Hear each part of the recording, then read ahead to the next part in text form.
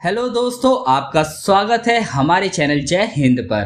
तो दोस्तों, चीन अपने जिस कर्ज माया जाल के लिए पूरी दुनिया में प्रसिद्ध है, आज उसी कर्ज के माया जाल ने एक और देश को अपना शिकार बना लिया है, जिसकी वजह से अब उस देश के कंगाल और दिवालिया होने की नौबत आ गई है। तो दोस्तों, चैनल को सब्सक्राइब करके पूरी खबर में अंत तक बने रहें और वीडियो अच्छी लगे तो वीडियो को लाइक और शेयर जरूर कीजिए।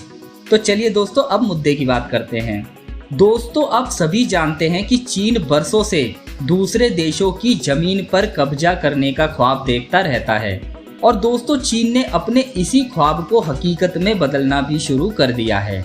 दोस्तों, आपको ये जानकर इतनी हैरानी होगी कि चीन ने श्रीलंका और मालदीव के बाद अब यूरोप के छोटे से देश मोंटेनेग्रो पर अपनी आंखें गड़ा दी हैं और चीन अब जल्द से जल्द इस छोटे से देश के बहुत बड़े भाग को कब्जे में लेने वाला है। दरअसल दोस्तों, बात यह है कि मोंटेनेग्रो ने अपनी हाईवे बनाने की परियोजना के लिए चीन से करीब $1 अरब का उधार लिया था, जिसे चुकाने में अब मोंटेनेग्रो को परेशानियों का सामना करना पड़ रहा है। मतलब दोस्तों, इस हाईवे को अभी पूरी तरह बनाया भी नहीं गया है और मोंटेनेग्रो को ये कर्ज की रकम चीन को वापस देनी पड़ रही है। और दोस्तों, ये बात बिल्कुल तय है कि अगर इस कर्ज को चुकाने में जरा भी देरी होती है तो चीन मोंटेनेग्रो की जमीन का एक बहुत बड़ा हिस्सा कब्जा लेगा। दोस्तों, मोंटेनेग्रो में जो 270 मील लंबा हाईवे बनाया जा रहा है, उसका ठेका भी एक Chinese company China road and bridge corporation को दिया गया है। और दोस्तों, अभी आलम यह है कि इस कंपनी ने इस हाईवे का पहला सेशन भी पूरा नहीं किया है कि इसकी पहली किस्त भरने का टाइम आ गया है। दोस्तों, चाहे कुछ भी हो जाए, मोंटेनेग्रो को इस कर्ज की पहली किस्त चुकानी ही पड़ेगी, क्योंकि अगर उसने ऐसा नहीं किया तो चीन उस पर जरा भी रहम नहीं करने वाला है और मोंटेनेग्रो का हाल वैसा ही होगा जैसा कि श्रीलंका और मालदीव का हुआ है।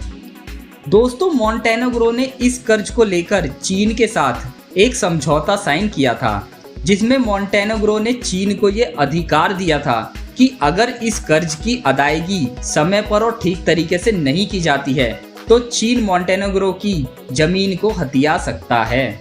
और दोस्तों, सिर्फ इतना ही नहीं, बल्कि अगर इस कर्ज को चुकाने में कोई भी बाधा होती है या आनाकानी होती है तो इसका फैसला भी चीन की अदालत में ही किया जाएगा। दोस्तों, इन बातों से तो ये बिल्कुल साफ हो गया है कि मोंटेनेग्रो ने खुद अपनी गर्दन चाइना के हाथों में दे दी है। और दोस्तों, दूसरे शब्दों में कहूँ तो बकरी खुद शेर की गुफा के सामने खड़ी होकर बोल रही है कि आ और मुझे खा जा। दोस्तों, सच तो ये है कि चीन ने अपना बिजनेस इतना ज़्यादा बढ़ा लिया है कि चीन के पास अब विदेशी मुद्रा का बहुत बड़ा हिस्सा इकट्ठा हो गया है और इसीलिए चीन अब दुनिया के छोटे और कमज़ोर देशों को कर्ज और अर्थव्यवस्था को सुधारने का वादा करके उनकी ज़मीन को हड़प रहा है। दोस्तों, चीन की इस नीति का जीता जागता उदाहरण है श्रीलंका, जिसे अपना बंदरगाह हम्बनटोटा 99 साल के लिए चीन को देना पड़ा। तो दोस्तों, चीन की इस विस्तारवादी नीति का दुनिया पर क्या असर पड़ेगा, इस पर आप अपनी राय कमेंट बॉक्स में जरूर लिखें और चैनल को सब्सक्राइब करके हमें प्रोत्साहित करते रहिए। तो दोस्तों, अगली वीडियो में फिर मुलाकात होगी, तब तक के लिए जय हिंद, जय भारत।